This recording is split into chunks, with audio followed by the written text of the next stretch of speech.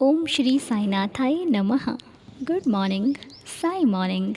आइए शुरू करते हैं आज का नया दिन। आइए मिलकर प्रार्थना, अरदास, वंदना हृदय से अपने बाबा की चरण वंदना करते हैं, जिनकी चरणों को मात्र स्पर्श कर लेने से जीवन की आधी से कई ज़्यादा चिंताएं, समस्याएं नष्ट हो जाती हैं।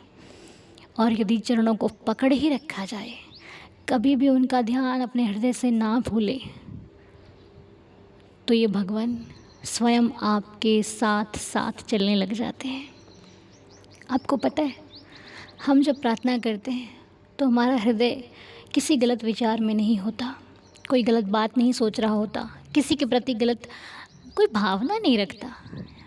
इतना असर होता है प्रार्थना का, क्योंकि प्रार्थना हम किसी व्यक्ति से नहीं करते, हम अपने ईश्वर से करते हैं। तो आइए अपने बाबा के श्री चरणों में एक अरदास रखते हैं, जो कि हमारे दिन को शुरू करके और उसको संपूर्ण करने तक चलेगी। आइए मिलकर श्री साईं चरणों को स्पर्श करके अपने दिन की शुरुआत करें। हे मेरे साईं बाबा, मैं आपके श्री चरणों को स्पर्श करते हुए आपसे आशीर्वाद और आपकी आज्ञा लेकर के आज की प्रार्थना और आज के दिन को शुरू कर रही हूँ। मैं अकेली ही नहीं हूँ देवा, ये पूरी साईं दीदार फैमिली हमारे साथ है, पूरा परिवार साथ है, क्योंकि आपने कभी हमें अकेले चलना सिखाया ही नहीं। आपने तो सिखाया कि दूसरों का सहारा बनो, दूसरों के साथी बनो। पर बाबा, हृदय से कहती हूँ, जब भी हम कोई कार्य अच्छा करते हैं तो हमारे रास्ते में इतनी रुकावटें क्यों आती हैं प्रभु? इतनी परीक्षा क्यों लेते हो आप हमारी? बाबा, जैसे जैसे हम किसी आध्यात्मिक कार्य के निकट होते हैं, हमारा जीवन इतना कठिन हो जाता है जीना कि विश्वास ही नहीं होता कि हो क्या रहा है जीवन में। लेकिन फिर भी ये दिल किसी कोने से एक आवाज़ आती है कि बाबा सब संभाल लेंगे, साईं तुझे कभी गिरने नहीं देंगे। हे प्रभु, मैं आपसे प्रार्थना करती हूँ कि मेरे हर सफ़र में, मेरे हर कार्य में, छोटा हो बड़ा हो कैसा भी हो, आप हमेशा मेरे अंग संग रहना। आप हमेशा हमारी शक्ति बनकर रहना, मेरा साहस, मेरी हिम्मत का नाम साईं बनकर रहना। मैं कहीं गलत हो जाऊं तो मुझ पर अपना आशीर्वाद बनाकर मुझे सही कर देना। गलत ना रहूं, ना गलत किसी के कार्य में कोई बाधा उत्पन्न करूं। अगर मैं कर सकूं तो किसी की सेवा कर सकूं, किसी के साथ अच्छा कर सकूं, किसी को कुछ बेहतर दे सकूं, सुख दे सकूं, खुशियां दे सकूं, मुस्कुराहट दे सकूं। पर कभी दुख देने का कारण मत बनाना प्रभु, कभी दुख देने का कारण मत बनाना। आपकी सृष्टि में मैं बहुत छोटी से एक बहुत छोटा सा रोल है मेरा, लेकिन फिर भी आपने अहम बना रखा है। इसके लिए आपकी कृपा है और आपका धन्यवाद है बाबा। कभी जाने अनजाने में कोई ऐसी भूल हो जाए तो हम सभी को क्षमा करना, क्योंकि हम माया में फंस जाते हैं। ये माया हमें अपने आप में फंसा लेती है, जिससे निकल पाना बहुत कठिन होता है। लेकिन एक समय आता है जब भगवान स्वयं चाहते हैं कि आप वहाँ मत फंसो। भगवान स्वयं चाहते हैं कि मेरा बच्चा अब इसको मुझे बचाना पड़ेगा।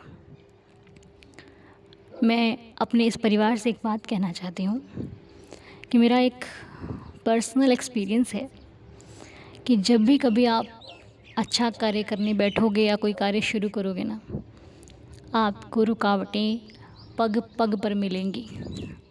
आपको एक एक पल भारी लगेगा और आप जितना अच्छा करने चलते रहोगे उतना आपको कठिनाइयाँ मिलती रहेंगी। लेकिन उन कठिनाइयों से घबरा कर अच्छा करना मत छोड़ देना, क्योंकि ये परीक्षा होती है। एक बार किसी ने मुझे कहा कि तो भगवान परीक्षा क्यों लेते हैं? भगवान परीक्षा नहीं लेते, ये तो बातें हैं। हमने कहा बातें तो सारी हैं।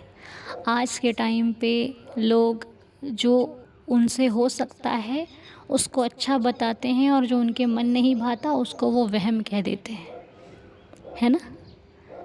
आज के टाइम पे हर व्यक्ति अपने अकॉर्डिंग चीज़ को सही बोलता है।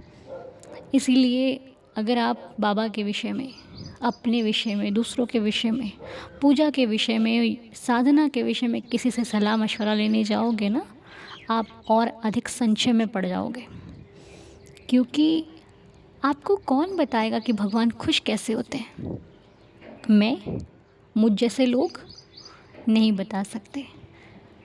क्योंकि हमें तो खुद ही नहीं पता कि भगवान हमसे खुश है भी कि नहीं है खुश हमसे? कौन बताएगा? कोई नहीं बता सकता। इसलिए अपने मन मुताबिक कीजिए भगवान की सेवा, वही सर्वश्रेष्ठ है और वही सबसे बेहतर है। कोई व्यक्ति भगवान के बारे में आपको ज़्यादा अधिक नहीं बता सकता, ये बात मन में बैठा लीजिए, ठीक है। और आज के समय को देखते हुए सतर्क रहिए, समझदार रहिए, बहुत ध्यान से कार्य कीजिए। ये दुनिया कब बदल जाती है आपको पता भी नहीं लगेगा, ठीक है। होशियार रहिए, साईं ने कृपा बरसाई है, कहीं ना कहीं से संकेत दे देंगे आपको। ओके, चिंता नहीं करना, हम हमेशा आपके साथ हैं। मैं तो अपनी और अपने बाबा की एक बाबा के दम से कहती हूँ, ठीक है। चलिए आइए अब हम बाबा के श्री चरणों में उन लोगों के लिए अरदास करते हैं जो जो परेशान है, जो तकलीफ़ में है, जिनको कोई कष्ट है, जिनको परेशानी है। भगवान किसी को कष्ट ना रहे, मैं बाबा से प्रार्थना करती हूँ सभी का भला हो, सभी खुश रहें, स्वस्थ रहें, मस्त रहें। और एक दो नाम हैं जो कि हमारे फैमिली मेम्बर्स हैं और इनका नाम तो नहीं लिखा है, कोई बात नहीं। नीरा थापा जी के नाम से कमेंट है, तो नीरा थापा जी, अगर आपकी सेहत अच्छी नहीं है आप ऊदी जल लीजिए, ठीक है। ऊदी माथे पर लगाइए, अगर कोई मेडिसिन लेते हैं तो वो ले लीजिए और आपको सहारा बाबा ज़रूर देंगे। विश्वास रख के ऊदी लीजिएगा, ठीक है, सब कुछ ठीक हो जाएगा। हम प्रार्थना करते हैं कि आपके ऊपर आया कष्ट शीघ्र शीघ्र आपसे दूर हो जाए।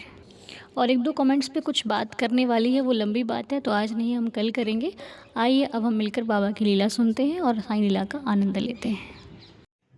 ओम साईं राम। साईं की बेटी हम सबकी प्यारी अनु जी को ओम साईं राम। सभी दीदार फैमिली को ओम साईं राम। मैं मीना लखनऊ से अपनी साईं माँ की लीला बताना चाहती हूँ, जिससे मेरी साईं दीदार फैमिली का विश्वास मेरी साईं माँ पर दृढ़ हो, उनका विश्वास कभी न डगमगाए। क्योंकि साईं मेरे माता पिता, शिरडी मेरा मायका। अनु जी, आप बाबा की बड़ी कृपा है, कितनों का मनोबल बढ़ाती हैं। आपकी आवाज़ में बाबा के बोल होते हैं, सभी का दिन साईंमय हो जाता है। मैंने पहले भी साईं लीला शेयर की थी, मैं कैसे बाबा की शरण में आई और बाबा की कृपा से मेरा छोटा सा ब्यूटी पार्लर है, वही हम लोगों की जीविका का साधन है और उसी में बाबा सब पूरा करते हैं। अनु जी, 2024 में हमें रेंट पर मकान चेंज करना पड़ा। उस दिन से जीवन में बहुत उतार चढ़ाव चालू हो गया। हर पल जीवन एक संघर्ष चलता रहा। 1 महीने में ही 2-2 बार मकान चेंज करना पड़ा। आप जानते, हर काम बिना पैसे का नहीं होता। जीवन में उथल पुथल मच गई। बाबा की कृपा से मकान मिल गया, पार्लर इधर से उधर हुआ, उससे परेशानी बहुत बढ़ गई। अप्रैल 2025 बेटी का बहुत बड़ा एक्सीडेंट, पूरा शरीर पट्टियों से बंधा था, लेकिन बाबा की कृपा से ये कहिए कि सर पर कोई और फेस पर कोई चोट नहीं आई। 18 दिनों तक उस मारे दर्द के उसे होश नहीं। 2 महीने बाद हस्बैंड की तबीयत ख़राब हो गई। उनका ईसीजी 3-3 बार कराया, इको 48 घंटे की मॉनिटरिंग कराई, जो सीने पर मशीन बांधी जाती है, फिर कुछ पता नहीं चल रहा था और तबीयत दिन पर दिन ख़राब होती जा रही थी। हर पल बाबा से विनती करती कि कुछ तो पता चले। 2 कदम भी चल नहीं पा रहे थे मैं अकेले। फिर मैं विवेकानंद अस्पताल लेकर गई, वहाँ पर डॉक्टर को दिखाया, पता चला कि वहीं पर उन्हें माइनर अटैक आ गया। तुरंत फिर से पर्चा बनवाया और हार्ट के डॉक्टर को दिखाया। डॉक्टर ने तुरंत कई टेस्ट करा दिए, कुछ नहीं। डॉक्टर ने बोला कि एंजियोग्राफी कराओ, 1-1.5 लाख का खर्चा है। मैं कैसे मैनेज कर रही थी, ये सब बाबा जानते हैं, क्योंकि सब कुछ करने वाले बाबा हैं। मैं परेशान हो गई कि इतना पैसा कहाँ से लाऊं। इतने में मेरे भाई भाभी आ गए और बोले कि आज ही एंजियोग्राफी कराएंगे। मैं रोने लगी। भाई बोले परेशान क्यों होती, बाबा है ना। मैं इसलिए परेशान थी कि भाई की बेटी की शादी थी, बेचारे कैसे मैनेज करेंगे। अनु जी मैं नहीं जानती, चाहती कि बाबा के अलावा कहीं और से कुछ करना पड़े। ये शिकायत बाबा से मेरे मन में चल रही थी। शुक्रवार का दिन था, 4 बज चुके थे। डॉक्टर बोल अब कल सुबह एंजियोग्राफी होगी। एक अ, और करने एक और करने को कहा टेस्ट, जो वो टेस्ट कराकर हम लोग ऑटो किया और भाई के घर पास में था वहीं पर आ गए। ऑटो में बैठी तो मेरे मन में बाबा से बात कर रही थी। मन ही मन सोच रही थी कि बाबा कितने समय से तेरी बेटी इतनी परेशान है, यहाँ वहाँ भाग रही है।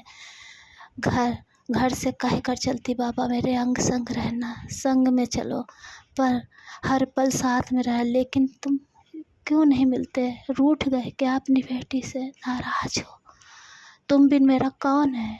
अनु जी मैं बाबा के अलावा किसी के पास नहीं रोती। साईं के पास बैठकर रो लूँगी, सारी बातें, मन का विचार, कष्ट, खुशी सब साईं से कह दूँगी और सबके सामने फिर नॉर्मल हो जाती हूँ।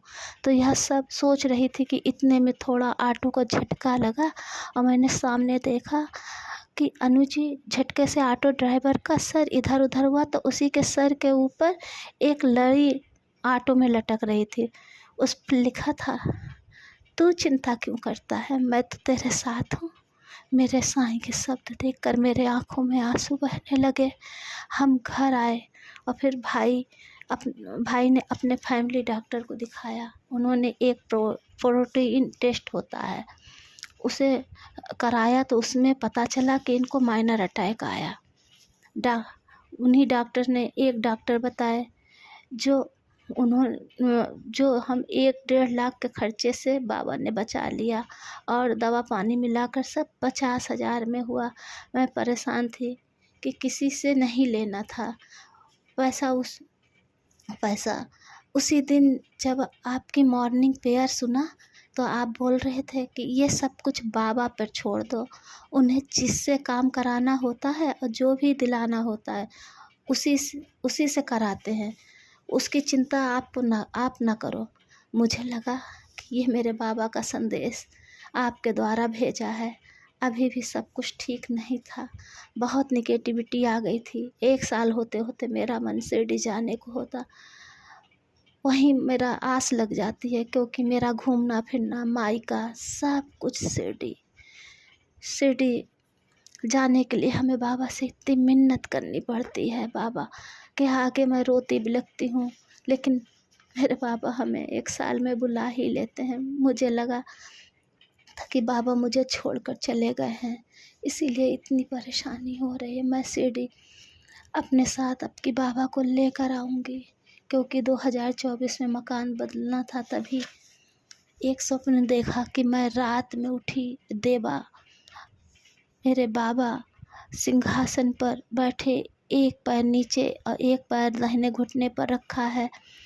सिंहासन ऊपर की ओर उठ रहा था। तब तक मैं दौड़ी पहुंच गई और बाबा का पैर पकड़ लिया और रो रो कर चिल्लाने लगी, मैं तुम्हें नहीं जाने दूंगी बाबा, मैं नहीं जाने दूंगी। बाबा बोल रहे थे, हमेशा तुम्हारे साथ हूँ, जब तुम आवाज़ दोगी तब मैं आ जाऊँगा। इसीलिए मेरे मन में आ गया था कि अब की बाबा को लेकर आऊँगी और दशहरा का पूरा दिन बाबा की शरण में रहूं। बाबा की ऐसी कृपा हुई कि मुझे शिरडी का टिकट हो गया और मैं शिरडी पहुंची। हस्बैंड कह रहे थे कि मेरी इतने चक्कर आ रहा, हम कैसे जाएंगे। मैंने कहा बाबा ही जाने। जब हम शिरडी पहुंचे और मैं बाबा की समाधि मंदिर में पहुंची तो मुझे कोई किसी की सुध नहीं कि कौन मुझे देख रहा है। जैसे माँ के आगे बिलख बिलख कर रोते हैं, वही मेरी हालत थी। बस ये कह रही थी, बाबा मैं तुम्हें लेने आई, आप मेरे संग चलो, आप मेरे संग चलो। दर्शन करके बाहर निकली, मन में आया बाबा अभी दिल भर के देखा भी नहीं, इतनी जल्दी बाहर आ गई। सुबह फिर अनु जी दर्शन करने के लिए बाबा के मंदिर पहुंची और मैं मंदिर में अधिकांश बाबा के सिद्धा सबूरी के बीच में जो दर्शन बीच होते हैं, बाबा हमें वहीं पे दर्शन देते हैं। हम लोग बीच में पहुंच गए, दर्शन करके सब लोग निकलने लगे। वैसे ही आगे बढ़ने को मैं हुई, वहाँ पुलिस वाले ने रस्सी लगा दी और मैं बाबा के पास 15-20 मिनट हाथ जोड़े खड़ी रही। बाबा जैसे बाबा कह रहे थे कि लो मेरी बच्ची अच्छे से दर्शन कर लो। फिर किसी ने हमसे जाने को नहीं कहा। मैं बहुत देर तक 15-20 मिनट तक वहीं बाबा को निहारती रही, दर्शन करती रही। फिर मेरे मन में आया और मैं बोली, बाबा दशहरा की वजह से बहुत भीड़ है, मैं भीड़ नहीं लगाऊंगी क्योंकि सभी को दर्शन मिलना चाहिए। और फिर हम लोग दूसरे वो दशहरा का दिन बाबा के ही समाधि मंदिर और द्वारका माई में ही पूरा दिन बीता। बहुत प्रसाद मिला। मेरे पति को गेहूं का जो भिक्षा मिलती है वो भी मिला। अब मैं आपको बताऊं बाबा मेरे साथ कैसे आए शिरडी से, ये बात मेरे मन के अंदर थी। मैं बाबा को लेने जा रही हूँ। जब शिरडी से वापस आती हूँ हम सब, तो हम बाबा की आज्ञा लेने पहुँचते हैं कि बाबा अब मेरी वापसी है, तुम संग में चलो। मैं समाधि मंदिर में थी और मेरे पति बाबा की एक तस्वीर लेकर द्वारका माई में दर्शन करने गए। उन्हें लगा जैसे उनका चक्कर सब खत्म हो गया।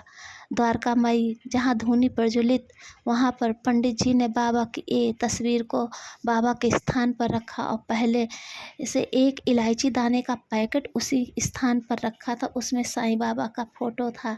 मैं पैकेट तस्वीर के साथ मेरे हस्बैंड को दे दिया और जब मैं दर्शन करके द्वारका माई की तरफ आई और मेरे हस्बैंड ने वो तस्वीर और पैकेट दिया और कहा ये बाबा के स्थान का। मेरी खुशी ठिकाना नहीं था कि बाबा अपने हर बच्चे की मांग ऐसे पूरी करते हैं और मेरे बाबा साथ चलेंगे। हमने जब हम ट्रेन में पहुँचे और सुबह जब साईं मॉर्निंग की आपकी प्रार्थना देखी, क्योंकि उतने दिन तक तो फ़ोन बंद रहता है, मैं शुद्ध सी बाबा की, तब मालूम हुआ कि आप भी शिरडी में थी। बहुत अफसोस हुआ कि मैं आपसे नहीं मिल पाई। अनु जी, बाबा जी का देखा हुआ सपना कभी असत्य नहीं होता, क्योंकि एक बार मैंने सपने और देखा चारों तरफ आटा ही आटा बिखरा हुआ है। कोई भर रहा है, कोई बोरे में भर रहा है, कोई कुछ कर रहा है। बहुत लोग हैं, आटे के बीच में छोटा सा मंदिर में बाबा जी बैठे हैं। सुबह बहुत परेशान थी कि कभी कभी लोग कहते हैं ना कि अन्न देखना खराब होता है, इसका क्या मतलब बाबा, इस तरह मैं मन में सोच रही थी। तभी दोपहर तक मेरी दीदी का फ़ोन आया, बोलने लगी, मीना साईं मंदिर में भंडारा है और पंडित जी ने 1 बोरे आटे का दान मांगा है, हम दोनों मिलकर दे देते हैं। मुझे बहुत खुशी हुई क्योंकि बाबा ने पहले से ही संकेत दे दिया था। ऐसी ही तो बाबा की बहुत सी लीला है अनु जी। जब हम कभी और ये सब लीला बताएंगे। फिर हम लोग लखनऊ आ गए। 1-1.5 महीना सब ठीक चल रहा था।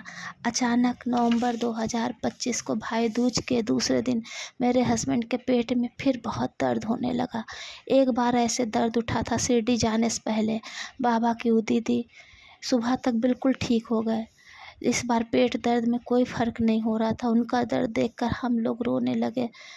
किसी तरह सुबह डॉक्टर के पास ले गए, अल्ट्रासाउंड हुआ, पता चला 11 mm की पथरी गाल ब्लेडर में है।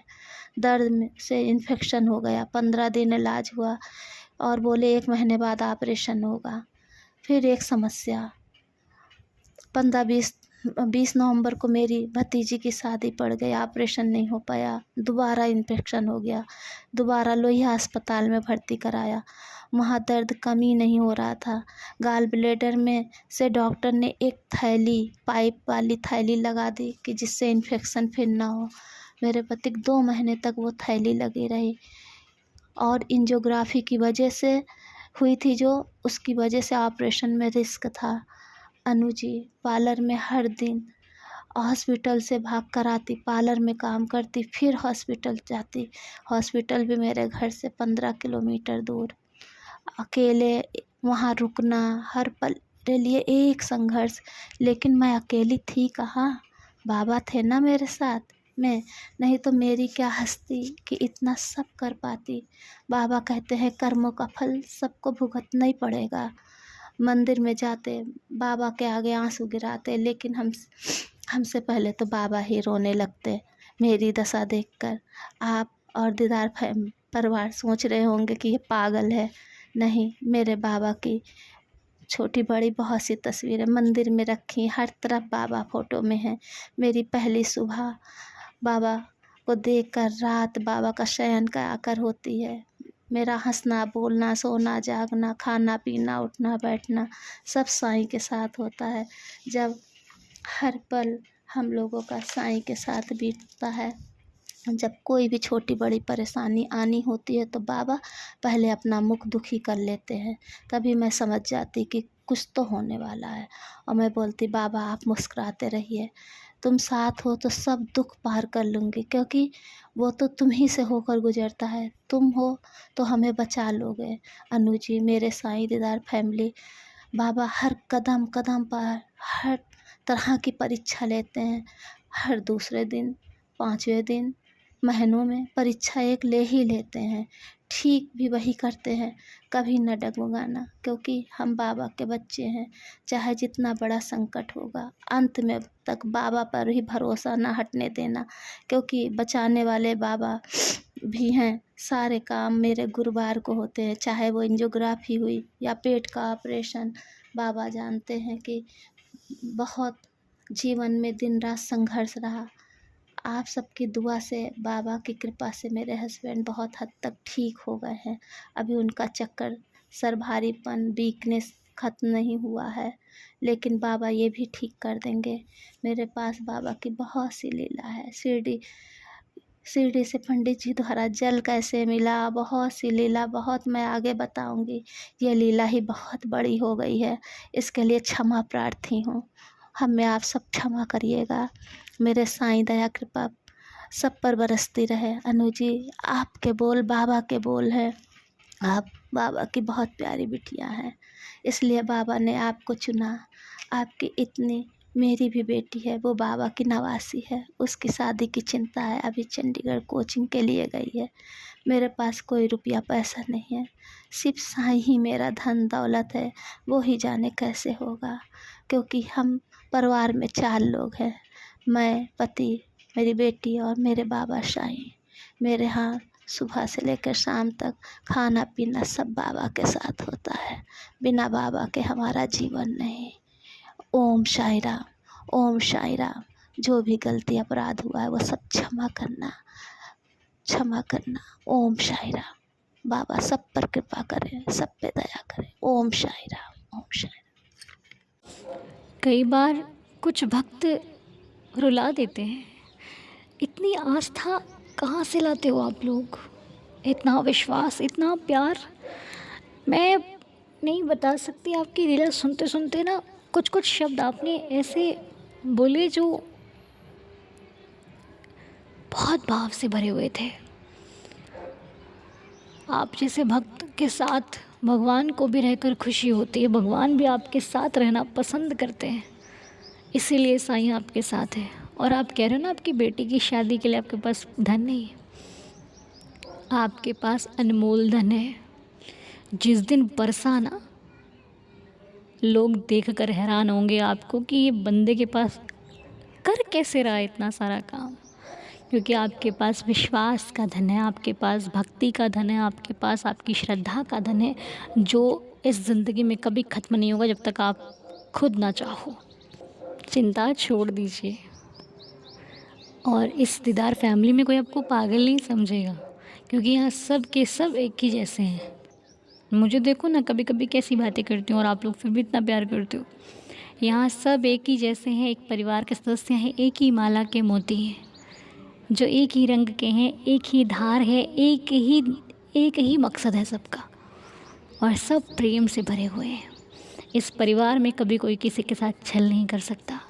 इस परिवार में कोई किसी का बुरा चाह भी नहीं सकता, क्योंकि ये साईं का सच्चा परिवार है। और आपका बहुत बहुत धन्यवाद। बाबा आपके जीवन में हर दिन लीला करते रहें और आप हर दिन हमसे शेयर करते रहो, हर दिन आपकी झोली खुशियों से भरी रहे। और एक दिन आप ये भी आकर शेयर करो कि आपकी बिटिया की शादी कितनी धूमधाम और कितने अच्छे ढंग से साईं ने करवाई। ज़रूर करोगे, ठीक है, चिंता नहीं करो। आइए मिलकर 11 वचनों के पाठ के साथ दिन की शुरुआत करते हैं। ओम साई राम। जो शिरडी में आएगा आपद दूर भगाएगा, चढ़े समाधि की सीढ़ी पर, पैर तले दुख की पीढ़ी पर, त्याग शरीर चला जाऊंगा, भक्त ही तू दौड़ा आऊंगा।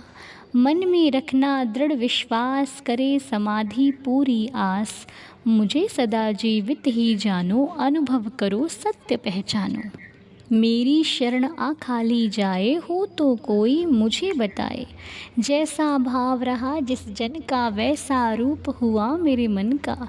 भार तुम्हारा मुझ पर होगा, वचन ना मेरा झूठा होगा। आ सहायता लो भरपूर, जो मांगा वो नहीं है दूर। मुझ में लीन वचन मन काया, उसका ऋण ना कभी चुकाया। धन्य धन्य वह भक्त अनन्य, मेरी शरण तज जिसे न अन्य। अनंत कोटि ब्रह्मांड नायक, राजाधिराज योगिराज पर ब्रह्म, श्री सच्चिदानंद सद्गुरु साईनाथ महाराज की जय। बाबा के श्री चरणों में कोटि कोटि प्रणाम करते हुए आज की प्रार्थना को संपूर्ण करते हैं। और आज अध्याय है 22, मिलकर पढ़ेंगे श्री साईं चरणों में, ठीक है। अपना ख्याल रखिए, दिन की शुरुआत कीजिए। आप सभी का दिन शुभ और मंगलमय हो, बाबा की कृपा बरसती रहे। मिलेंगे आपसे बहुत जल्द, तब तक के लिए ओम साई राम, जय जय साई राम।